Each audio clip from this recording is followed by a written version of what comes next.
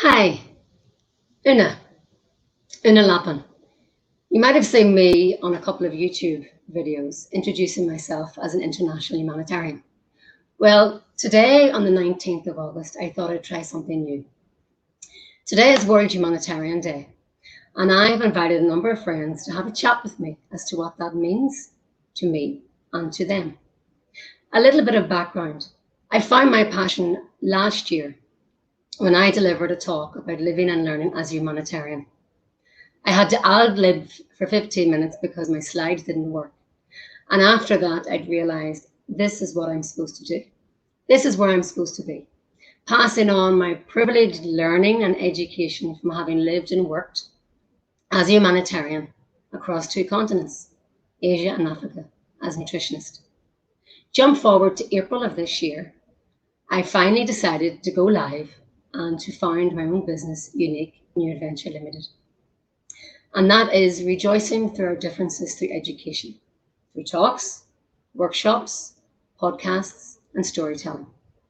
So today I want to acknowledge World Humanitarian Day.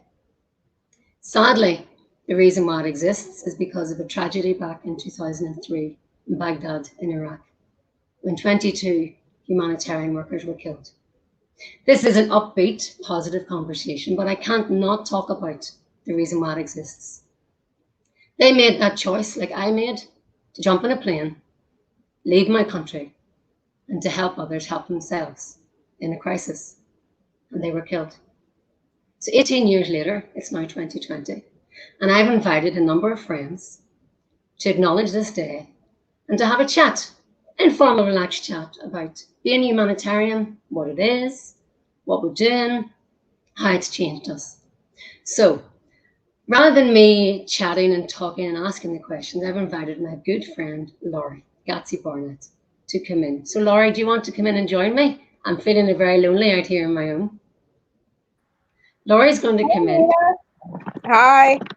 Hi, Laurie. Hi, how are Hi. you? How are you? Good to see you. And Good to see you too. just to say, Laurie and I met at that International Women's Day event, which I was a speaker at, and Laurie was the MC, and we connected immediately because Laurie worked for the UN, like I did, and we became friends ever since. So Laurie has agreed to take over the reins and to interview or question myself and my dear friend Liz Campa. Liz, come on in. Come on in. Hi everyone, how are you? Hi Liz. Hi Good to be Liz. here. Wonderful to see you, my dear. And Liz is here to support me in my new adventure. Liz and I worked in Iraq together many years ago. We took the long way into Iraq. We had about 4 flights and a car journey. During And Ramadan. yeah, during Ramadan, in a very in a different country. You know, I took the plane out of Ireland and I went to 2 different continents, and everything was different. So Liz has kindly agreed to come and join this conversation. So I'm going to sit back and I'm going to hand the mic over to Laurie and let's have a chat. Thanks, Laurie. Well, no, thank you. I mean, I think unlike the two of you, I was more on a friendlies mission. You know, yours was really impactful, probably a lot more dangerous in comparison, but it's definitely important to have people like yourselves who go out into the field, who have not just only expertise, but you kind of go out and give meaning and context to what being a humanitarian is really about. You know, a lot of times people use that word, not really familiar with what it means. So maybe I'll start with you, Liz, and kind of just dig into what is being a humanitarian and what that means to you. You know, it's interesting. I started in the field of humanitarian assistance in 2003 in Iraq. And although it's been 17 years, and I've been asked this question over the years as to, what it means to me to be a humanitarian aid worker, that the answer to that question has evolved just as much as I have over the years. First and foremost, it was about helping people during a crisis, displaced by conflict or natural disasters. This grew into more working on sustainability and building infrastructure by communities. In addition, over the last 8 years, I have focused on long-term health system strengthening in Haiti with Partners in Health, or Zamila Sante as we're known locally. And this includes building up our cancer programs, et cetera, and providing services to the population, which is, quite poor. And ultimately closing those gaps, in health needs. So I've gone from emergency, trying to save the people in front of you in that moment as they're displaced or, experiencing war in their environment or, becoming internally displaced and having to go into another country, to working within the context of one country and really supporting the growth of that country and building up.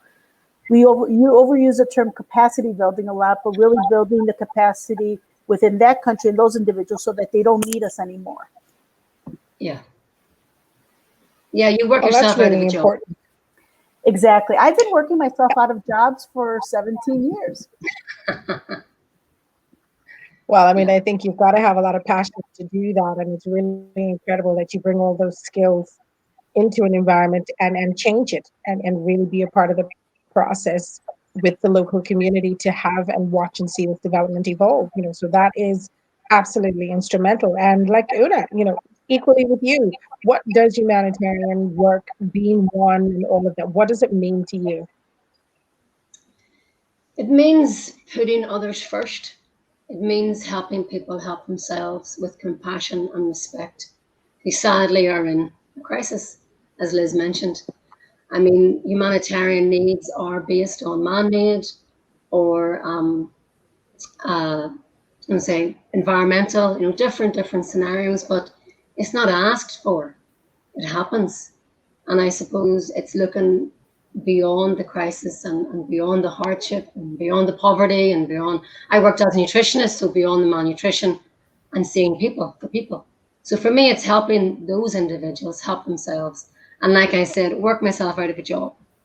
So unfortunately, Liz and I met through that crisis. That's the negative. The positive is we developed so much, and then with my training before I went out, I passed that on. So you leave a little bit of a legacy, but it's not putting yourself first. And if you put yourself first, it isn't a type of career that will last because it's hard, it's difficult, but it's also wonderful. So it's helping people help themselves for the betterment of themselves and their country. To help at that time in emergency. Like Liz, I worked in emergency, and then I moved to some development work as well. And it's slightly different because it's the community helping themselves, and you're again imparting your knowledge. So it's being there, stepping back, assessing what the needs are, and then leaving the skills, leaving your knowledge, and stepping away. Because I'm Irish, I'm not Afghan, I'm not Iraqi, I worked in many African countries in the continent of Africa, and I'm not that. So it's realizing that you impart and then you step away. So that's what it means to me. Could I add something to that as well? And I promise not to get emotional, although there's no guarantee. Is being a humanitarian also is about the family that you create on the ground, and thinking about, you don't stay friends with everyone, but you go through some experiences on the ground with these individuals who are there. We protect each other. We're there to save each other's lives, to make sure we're okay when all our families are on the other side of the world. And more importantly is these individuals understand better than anybody else what you've been through and care for you. Una was officially my first overseas humanitarian friend. And now 17 years later, our relationship has grown, and I love seeing her family grow and ultimately seeing how she's evolved, how I've evolved. And no one would have said that the first time I met her sitting on the sofa at the Intercontinental Hotel in Amman, Jordan, where she was wearing a very bright orange shirt and khaki pants and a necklace of beads. But I digress. Wow, that's some memory. This lady has some memory. But yeah, and yes, it's the family in the country. I have many sisters and brothers around the world. But I often say, and I've said it loads of times, Humanitarian workers have one thing in common. We're all away from home. If you're an international humanitarian, you're away from home. So everything's new, and you know when you need a hug, you know when you see somebody who needs a hug or wants a hug, and you strike up friendships really quickly. And as Liz said, 17 years later, we're still really close friends.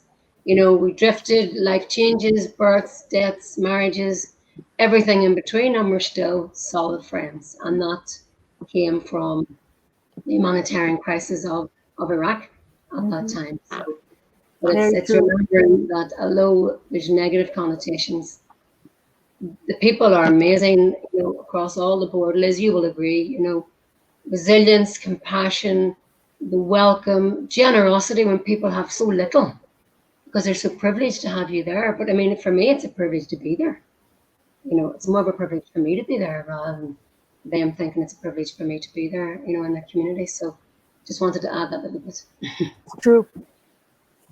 Well, I think it's important because I think a lot of times as well, you know, with the way the media is, it takes away from the good work of the individuals who go out there and do this amazing work and work with communities. And I think because the way things are portrayed, it shows the disconnect. You know, you kind of get these photographs and posters and things that are showing, oh, look at this amazing work that's happening, but it doesn't go into the life of that change, the story of the change. All you get is the supposed finished product and a pose for a camera shot, and that becomes what the media runs with. You know, and I think it's excellent that you're able to say that we're going to be the part of the solution. It's not to suggest that you are the solution completely, but it's a two-way exercise. So I think just in context of that, because you're exposed to different communities. I think a lot of people think when you go on holiday, it's cute to speak a different language and fit in. But when you're a humanitarian, how do you get the art, if I can call it that, of going and blending in? Because let's be honest, in some places, both of you two are incredibly pale, no offense, but you would stand out. Absolutely. I will say, so how do you do that?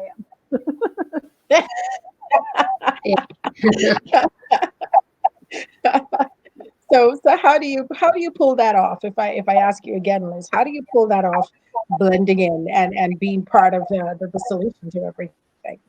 You know, it's interesting because number one is understanding the culture to the best of your ability. You know, when we all started this almost 20 years ago, there wasn't the internet that we have now.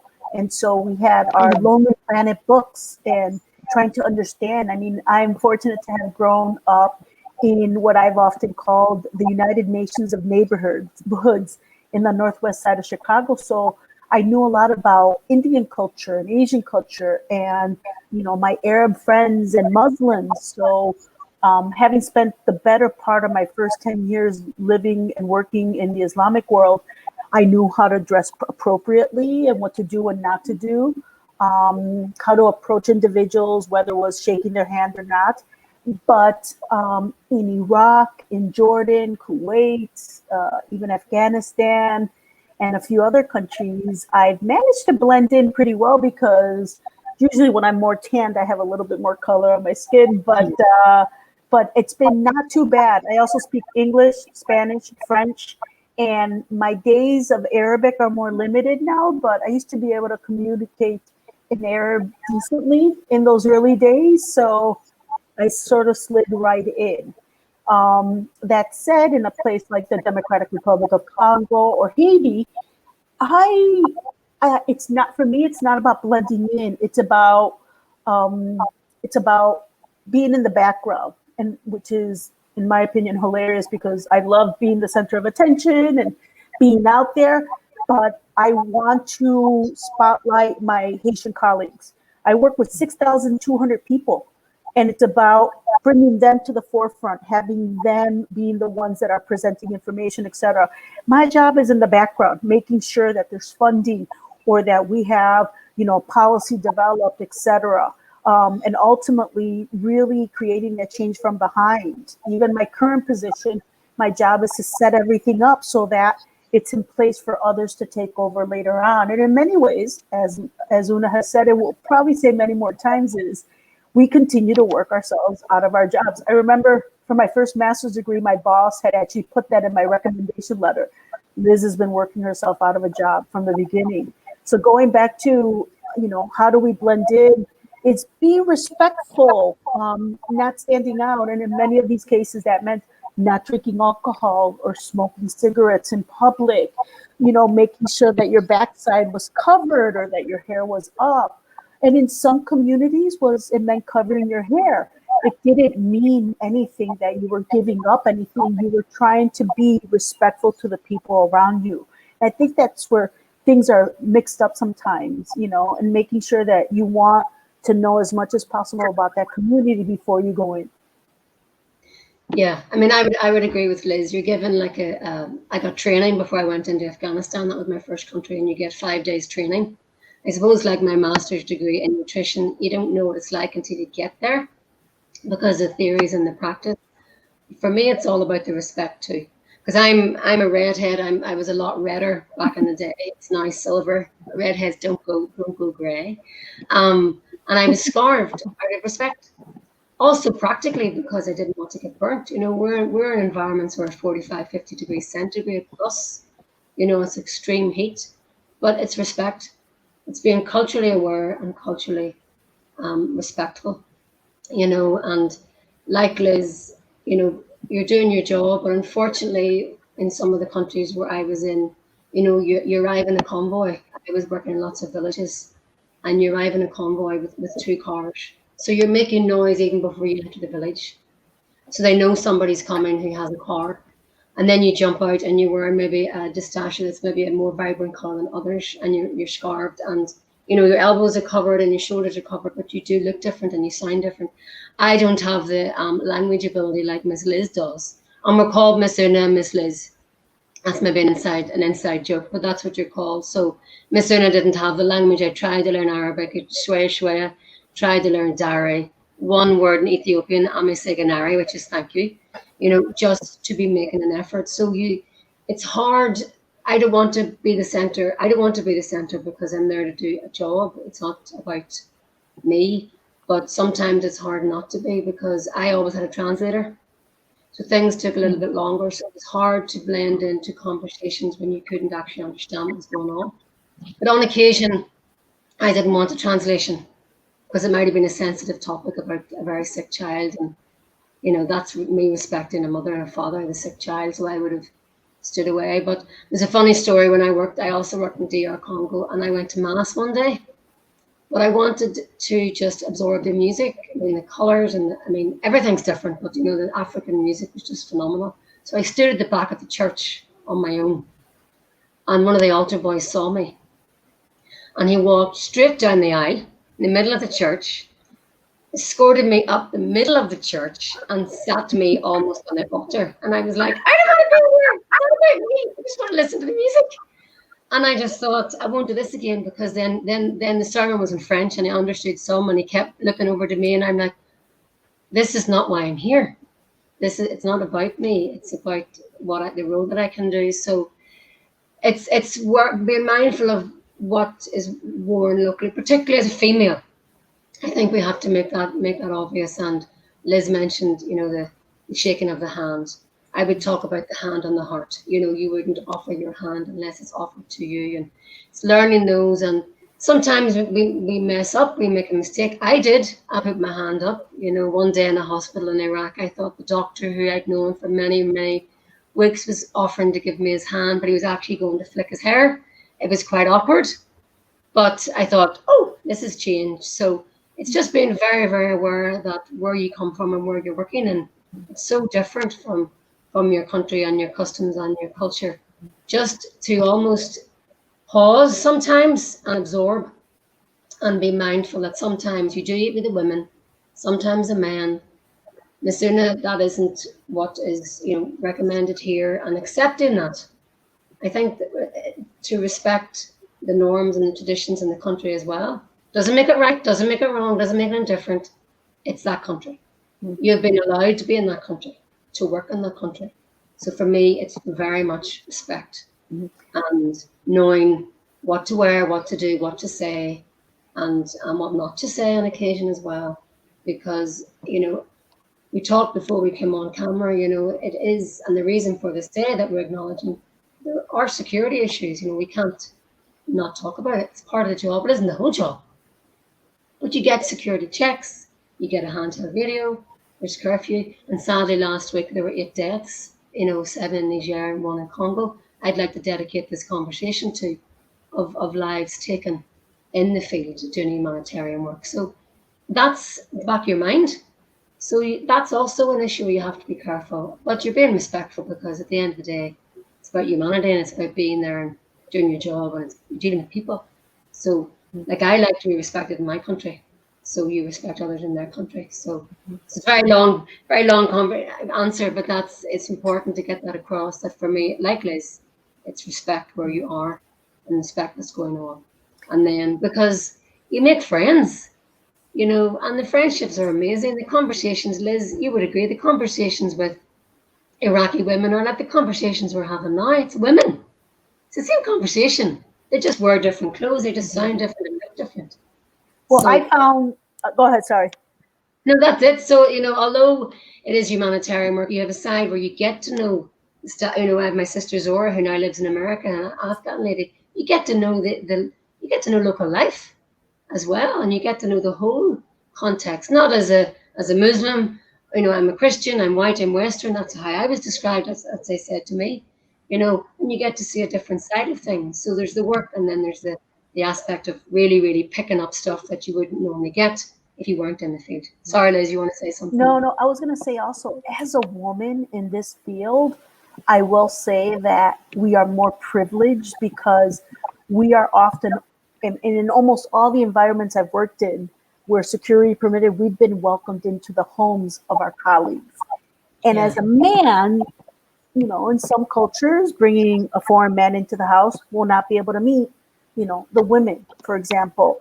But as a woman, I'm always warmly welcomed. I get to see the family life and eat and do all these wonderful things and hear from the women directly, like what their needs are or how they see our work. So that is, as a researcher, that to me is something that cannot be replaced, that cannot be made up. So I've really appreciated the fact that I'm a woman in this field, and also the way we see things and how services are developed, whether I was working in a water and sanitation program or in a community health program or dealing with vaccines, having that perspective as a woman, and understanding the various priorities of women, and understanding, well, no, I can't come and do a vaccines for my child at 9 a.m. because I'm in the field from 6 a.m. until 2 p.m.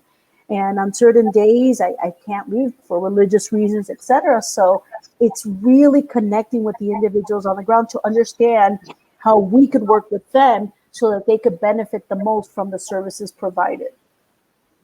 Yeah. Yeah. It's the whole picture. Yeah. Sorry, Laura, you become part of the family. Mm. You may have had local lunches as well, Liz. I mean, Zora's mum fed me one day because I couldn't grasp eating with your hand. And your shalwar kameez trousers have elastic waists, and I joked because, thank God, because I ate for 2 hours. The generosity is phenomenal, and I couldn't grasp eating with my hand. And she said, "You're like my daughter." I arrived as a stranger and I left in tears. And even when I'm writing up my journals to publish, and when I finished my Afghan journal, I was in tears because you leave part of your heart in these countries. You don't just, I'm a robot, I'm going to do my job. You blend in with the society and the family and all the men and women you work with, and they're interested in you and you're interested in them. So, you leave an element. I know, Liz, I'm sure you're the same. You leave a part of you in each country because, you give it all. You do, you give it all. So it's such a privilege to be invited into somebody's home as a stranger, and you're leaving as a sister, it's wonderful. It really is wonderful. And sharing in local holidays and local traditions and breaking bread and pretty much everything. So yeah. I think we've been a bit adventurous in that sense, but it's been really a privilege. Well, I think it's all very interesting and the different aspects to it, from arrival and then the duration of the stay and the work you do and the people you come across. And I know from listening to Una's videos and one of them was you get nicknames. I think you get nicknames for your personality, your behaviors, and Una's was one of those, like the woman who runs for no reason. So, and this was just from the point of view that she was, really into Oh, I her remember fitness and that. with her jogging. So, what was your nickname, Liz? I mean, Una's was the running one, and I'm sure we'll get to her about that story.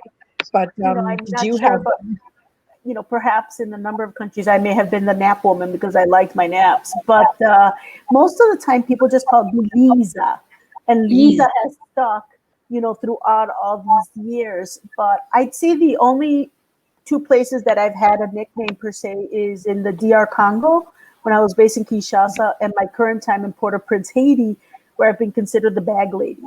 And the reason I'm the bag lady is because whenever I go to the grocery store or to the local markets, I always bring my own, canvas bags or cloth bags because I don't want to add to the plastic and the pollution in these countries. And much of the young men who have become friends with mine throughout the years, the bag boys at these stores, I know that may seem like minuscule, but it's true. Always know that, oh, there comes the bag lady, and maybe someone new might be trying to prepare my groceries, and they're like, no, she doesn't do that. She's trying to protect our country from plastic, and I'm just like, what have I created? So besides the bag lady, I think that is really the only one that I've had, perhaps thankfully.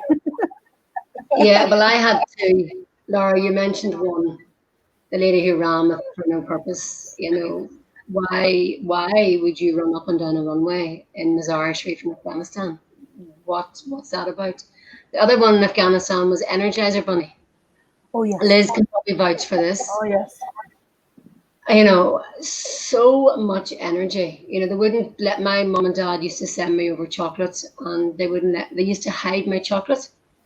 And they used to have Mr. Iki, I think it was a local cola in Afghanistan, and they wouldn't let me drink it because I would just be even more full of energy. So I got Energizer Bunny, and the lady who runs was no purpose. I kept physically fit throughout. Liz has described her roles. My role was a nutritionist, so it was very, very hands-on, dealing with very sick and very malnourished, and some, in occasion, very, dying children under 5. I wasn't a mother then. I'm a mother now, and I know I couldn't do that now because you cross a line. It's a child. It's a vulnerable. So for me, that was my way to, clear my head, just feel the wind in my hair, because I would have been scarred, particularly in Afghanistan. Remember there were a few nights, Liz, we were in Iraq, and I went in twice. My family loved me. The first time was a month after Saddam Hussein fell in 2003. I was in a month later. Skipping on the roof, on the time Liz and I were together in Samawa in southern Iraq. Early December of 2003. Yes. Yeah, I decided to skip on the roof, and there was, gunfire going on, and then I had to convert to skipping in the room. So I used to just skip. I got really, really good at skipping and crossing over, and and push-ups and stuff, just to keep fit. But yeah, they used to think, why is Mizuna, like, what is she doing? And that's different perspectives, and I was thinking recently different mindset, because we all work differently, we all think differently. And for me, I was a runner. I used to run when I was younger, and and it kept me fit physically and mentally. And I thought, well, I'm going to find somewhere. And the only place when I first started was in an airport, um, in Mazar. And then as the years went on, going out and finding places in Ethiopia, I went for a run one day, and it turned out to be a mistake, because I was the only white woman, as I was told. Hawaja is actually translated white man. There's no word for a white woman. And I was followed by about 50, 60 children. And that was quite frightening. And that's when I decided then I needed to skip on the spot in my room. But yes, there's a lot of exercise throughout my time away. Liz can vouch for that. Give me some skipping time in the bedroom, because we shared a bedroom. Also, when you're running on 14 glasses of tea with sugar, you got to work that energy somehow. Yeah, and you can't say no. Yeah. No, you can never say no. Never say no to offering tea. No. So you're like, on top of everything else, if you go into 4 or 5 homes, you have 4 or 5 estate cans of tea, and you're just hyper.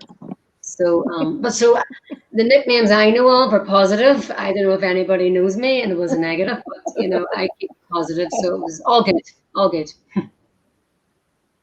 Well, I mean, I think the biggest question I'd probably ask, and just for us to wrap up is, if you had to say to somebody, take up being a humanitarian, what reason would you say would be the most important to become one?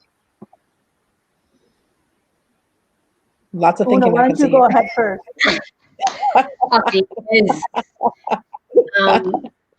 the most important reason, I think, for humanity. I'm all about humanity. And I think if you really want to get to know the world and get to appreciate what you have, a lot of my work, I talk about gratitudes, and really appreciate what you have and have a completely different perspective of life. Humanitarianism would be a fantastic career to look at. However, it isn't for a slap in the back. It isn't because you're running away for something at home, because it's 16, 18 hours a day. It's extreme heat. It's hard work. You're dealing with poverty. You're dealing with people who have very little, but yet are so very generous. So you need to be doing it for the right reasons, whichever reason you want to do it. I always knew I wanted to do it from 10. I wanted to help people help themselves. So I think if you want to give something back to humanity, but you need to do it for the right reasons, and it's a fantastic way to experience everything different, absolutely everything different. But it gives you a real appreciation for life and the world around us, because I think more people, I feel, even traveling is a positive. Traveling is not living and working. I often say I lived and I worked, because I did. You become part of the fabric and the community. Traveling 2 weeks, 3 weeks is different, but it still gives you an eye into what the country's like. So for me, it would be, if you wanted to give something back to humanity, certainly have a look at it, but be mindful there are risks why this day was created. But there are also many, many positives. And now, Liz, you're going to have a fantastic answer for this. I know you are. Your turn. It's interesting because for me, my desire to do this type of work was probably in me from the age of about 7 or 8 years old, when I was watching the famines that were happening in East Africa in the very early 80s. And my mom and I used to wait for my father to get home from work in the evening, and we were watching TV and seeing this, and I would say to her, that's what I'm going to do. That's what I'm going to do. And my mother's like, okay, sure. I mean, as a good Cuban mother, she didn't let me really cross the street. So going to live across the planet and do this dangerous work was like, yeah, I don't think so. And unfortunately, my mother passed away in 1996, but I know that she watches over me and knows that what I'm doing is important.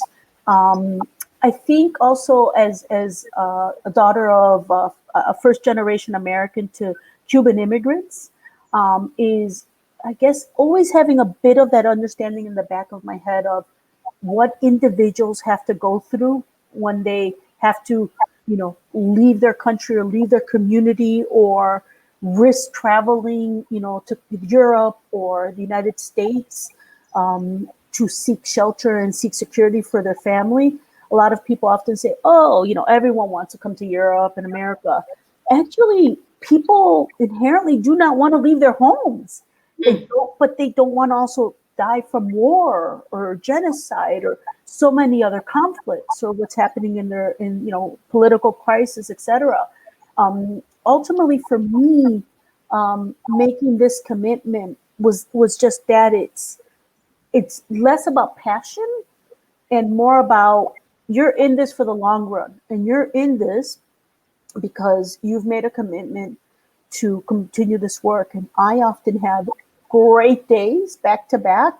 And there are times where I have horrific days when we have friends killed in the field, and or we are at risk of being attacked, or we have to move quickly because there's a hurricane coming through, or while still preparing to how we're going to react after respond after the hurricane or whatnot. But at the end of the day, it's knowing that you need to push through those difficult times, as well as understanding how to take care of yourself. I've often said that the reason I didn't turn to alcohol or drugs or any of those things was because I'm confident that I knew how to take care of myself. And when I did have situations in my overseas experience, I sought out help. I think mental health is important. And ultimately, if we don't take care of ourselves, how are we to take care of our extended families and other aid workers, or our national colleagues in the countries that we work in? So and often people have been like, oh no, something's wrong with her, or she's having a bad day. Yeah, people sometimes have a bad day because you're seeing horrific things in many of these situations. And it's not even about developing a tough skin. It's about learning how to work through that and being able to not only do your job, but be there for other individuals as well. And, you might work with 50 people and identifying one or two people that you could confide in. And that's what ONA's always been with me throughout many, activities over the last 17 years. And ultimately, it's really in understanding that you have to stick to what you're doing and figure it out. And it's not point A to B. It might be, and that might not be plan A. It might be plan B, C, D, E, F. I think I've gotten to G, H, and I in all these years. But because and you're willing to take one step forward, and you might take 6 steps back. That has happened to me so many times over the last 10 years. But you need to continue and just push through. Yeah. And that's very, very true. It's things there are things in our control as a humanitarian. Let me say one more thing, if that's okay. It's about the fact that for anybody wanting to come into this field, there's no glory in it. There's no, none of that. You're often going to be knee deep in a lot of things, and working in some tough environments, and working and living in a sleeping bag for 6 months in a tent. And again, you might be traveling to places, but you're going to be living, very difficultly, and at the end of the day, all of this makes who you are and makes you a better person in the long run. Sorry, Una, go ahead. No, you're fine. No, it was just I wanted to add before I finish up, because I've really enjoyed this conversation. But it was just, there's things in our control, and there's things not in our control. Because Liz and I worked together in Iraq, both in the south and both in Baghdad. We traveled to Baghdad during Ramadan, and it was an experience traveling through the country. I had back issues. I ended up in the green zone, being seen by an American doctor, totally random, and all these things. But there's things when you're doing your surveys. I did surveys, and Liz worked in health, and I had a long sheet. Do you remember my Excel sheets, different colors? But you went out and you couldn't get across because the bridge was broken, or security threats. So you need to be highly, highly flexible and very, very resourceful, because what it says on the paper that you signed for the job is not what it is in the field. So it is hard work, but it's absolutely rewarding and amazing. And like Liz said, it's made her who she is, and it's definitely made me who I am. And the conversations I have with friends and family, even my 2 boys now, just an awareness of differences, and rejoicing in those differences, and being mindful of how lucky we are, with the greatest respect. So ladies, I want to thank you both. I mean, it's just been amazing. Laurie, thank you so much for taking over the mic, just in closing off. So this was the first in the studio with Unique New Adventure. It's a new business. I founded in April. We'll see if there's an interest for this. I just really wanted to acknowledge this special day, and commemorate everybody who works in the field, who made that decision. He's And either worked all in those the were field, off their lives. Yes. yeah, he's worked in the field, who's thinking about working in the field, who's in the field, who's now who now is no longer with us because of the field work.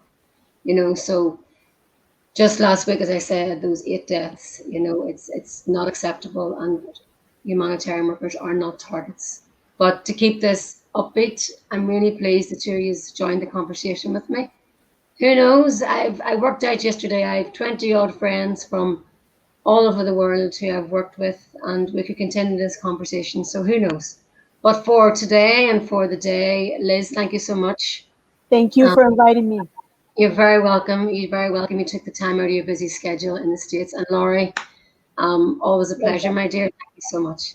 So that's us. Thank So all the best, and we'll talk soon. Bye for now. Thanks. Bye-bye. Bye. Bye. Bye.